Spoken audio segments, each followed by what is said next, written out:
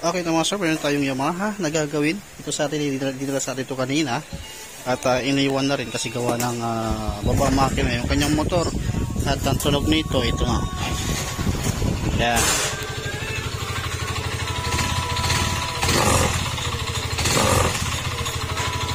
Yan yung tunog ng kanyang makina. Pagka ganyan tunog ng makina, matik po yan. Connecting rod po yung kanyang problema mga sir. Kaya iba-aba natin yung makina. Pag-ihiwalay na natin yung makina sa kanyang chassis. Dito sa M3 mga sir, hindi obra yung yung sinasabi ng iba na 4,000 to 6,000 to 6 months bago mag-change oil. Kasi ito 1,000 kilometer pa lang. Pagka nag-change oil ka, bawas na to sa langis. Alam nyo naman yung problema ng M3. Talagang kumakain ng langis to. Yan, paghiwalayin mo natin yung makina sa kanyang chassis nito mga sir.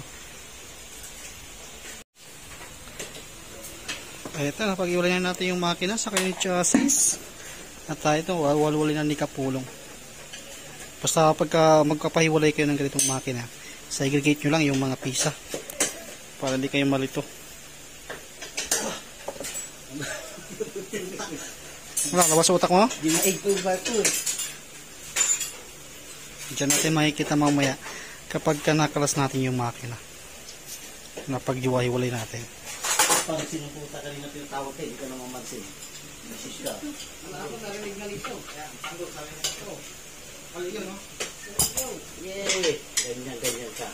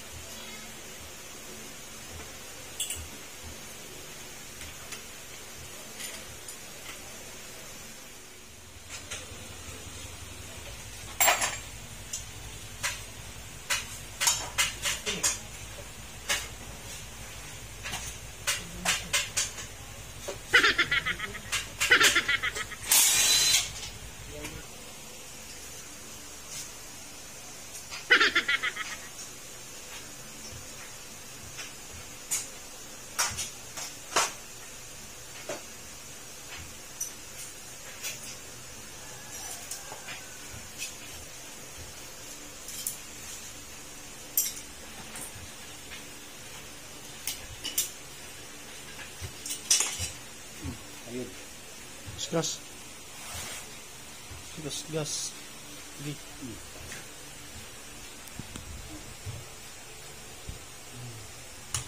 Dahil sa langis.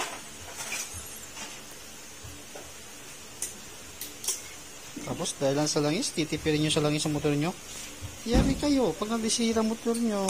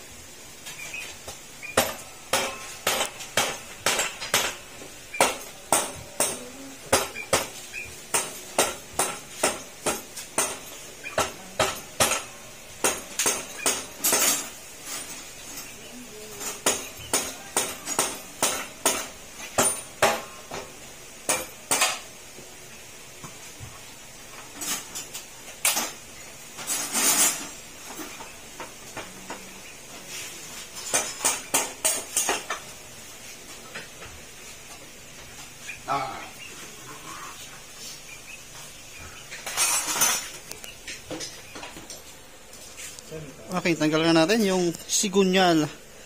Kabalik tala naman yan kay click mga sir. Okay, click doon. Si Yamaha dito naman siya sa side na to. Kaya kung maglulubog kayo doon pa rin sa ano, pinagtanggalan. Yan. Ayun yung narinig natin tunog kanina. Kaya matik, magpapalit tayo ng buong sigunyal. Kasi magkano lang din naman yung buong sigunyal ng M3. Kaysa magpamasin shop pa tayo. Kung konti lang naman yung difference, doon na lang sa bago. Tapos hugasan na natin yan. At saka natin siya uli aasimbolin na. Yung block may gas-gas. Saka yung piston.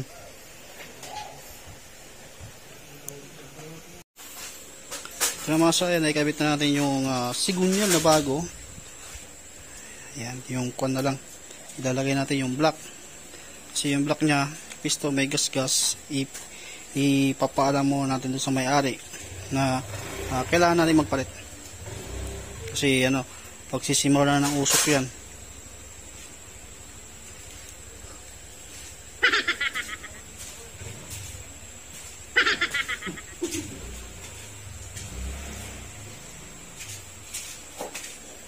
Yan, bali ano, hintayin muna natin yung ano, yung black piston ring, pero ipapaalam ko muna sa may-ari.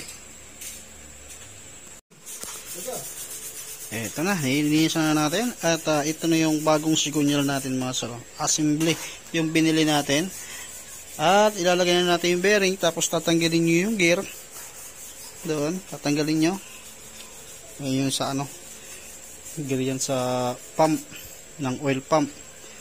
Yan, lagay natin. Siyempre lagyan nyo ng langis pampadulas.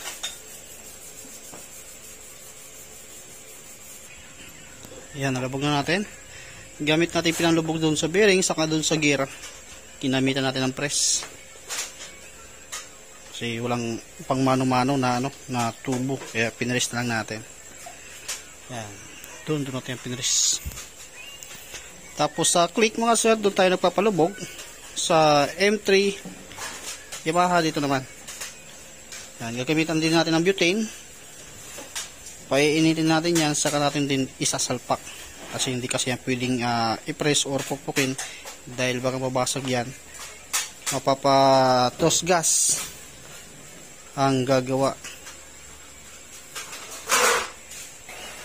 Wala, dito pa nakita eh. Dito pa nakita. Mamaya makikita mo na. Isip ka. Ayun na ka.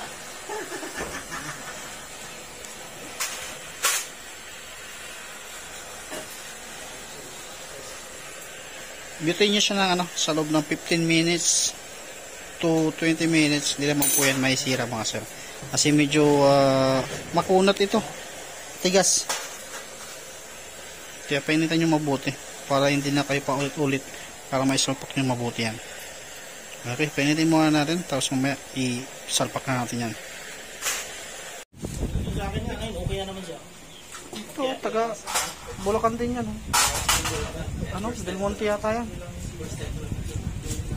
Ngayon sa akin boss, okay na naman siya. Hindi na naman siya nagano. Punta ko rito. Bigla na siya lumalabas.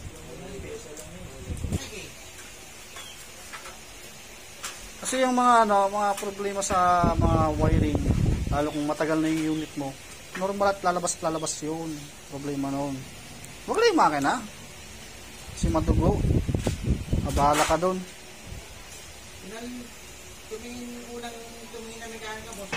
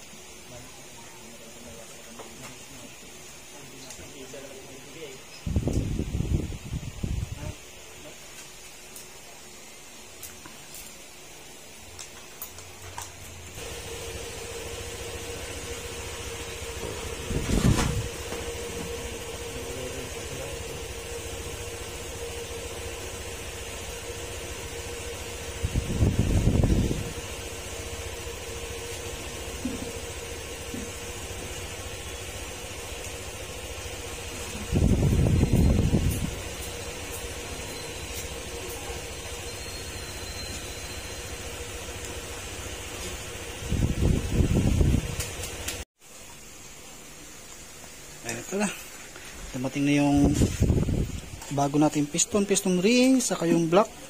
Ayan, sasalpak na natin dito. Kasi chrome bore kasi yung kanyang block mga sir. At may gas-gas. Hindi na natin pwede pang gamitin yan. Dahil nga si M3, nagbabawas na ng langis. Kahit nga 1,000 to 1,500, bawas na yung langis mo. Tapos may gas-gas pa yung block. Matic, may kalalagyan yung sigunyal natin uli. Kaya bago na lang yung binili natin. Yan ang simbola ni Kapulong. At nadagdagan na naman yung ating overhaul. 3 uli. Bali 2 yung dumagdag. Ito. Saka 2 click na 125. Sigunyal issue naman yung problema.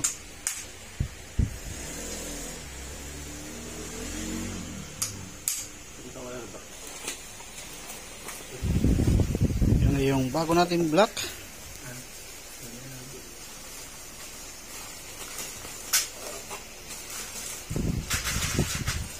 Ayan, original din yan. Gas.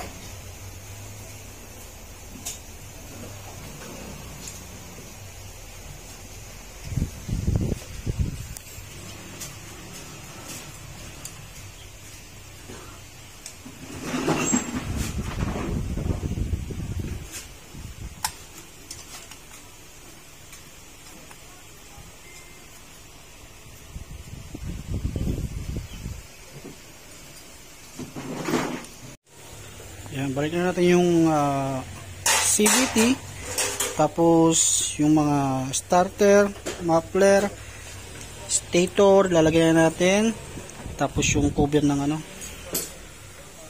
yung plastic cover sa block, ibabalik na rin natin, tapos idudugtong na natin o ilalagay na natin yan sa kanyang chassis para mapaandaran natin, tapos langis. Yan, lagay muna natin, tapos balikan natin uli at busy pa tayo. Pa tayo i-overhaul. Yan, nakikabit na natin yung yung cylinder head, pati yung stud bolt. Siyempre kapag magtatap din tayo, magneto muna. Ilawan natin. Okay, ito mga sira, mag-top din kayo rito. Yan, pagtapatin nyo yan. Itong guhit na to, yan yung kanyang marking ng magneto, tapos marking naman ng crankcase natin ito. Pagtapatin nyo yan. At siyempre i-timing nyo rin dito. Ayan. Okay, kulang. Kapag kaganyan mga sira, hindi siya naka-timing, ito yung timing mark nya, saka dito. Ibig sabihin delay siya ng isang ipin, kaya matik i-adjust mo siya uli. Kasi tama na yung marking natin sa magneto, kaso dito hindi pa tama, kaya i-advance mo din siya ng isang ipin. Iikot siya ng isang ipin pabante. Kasi kapag hindi nyo yan dinouble check, magugulat kayo ba't palyado yung andar, hindi maganda yung andar. Isa yan sa hindi naka-timing, kaya mapapaulit kayo. Kaya mas maganda kung i-double check nyo. Kaya ulit si Kapulong, check niya ulit. Bala sa buhay mo. Wala gustong matamaan. Yan, kaya uulitin niya ulit. Kaya sa magneto kayo lagi unang-una magbase mga sira. Yan. Tapos sumaya advance natin isang ipin kasi delay siya ng isang ipin.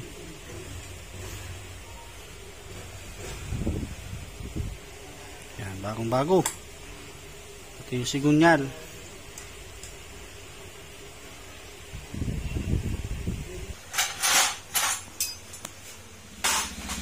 Ito na mga sir, yung ating Yamaha na binaba yung makina. At ito lang nga, hindi ko na nga rin naipakita sa inyo ng binalik na yung makina to chassis. Kasi maraming kasi tayong binibidyon din dun sa kabila na hindi pa konti na tapos halos nagkasabay sila natapos. Kaya ito, papaandray na natin. Tignan natin kung may tunog kuliglig pa. Okay, wala na yung ting ting tong tong tang tang tang. Smooth na yung andar ulit. Ayan, pwede na itong makuha mga sir.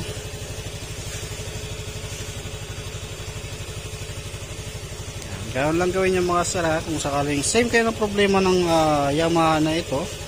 At least meron na rin kayong idea kung paano or kung ano yung sira niya. Ayan, dito lang tatapos mga sir yung video natin. Maraming salamat. Like and share na lang din mga sir. Saka follow na rin po ako mga sir sa karas-karas.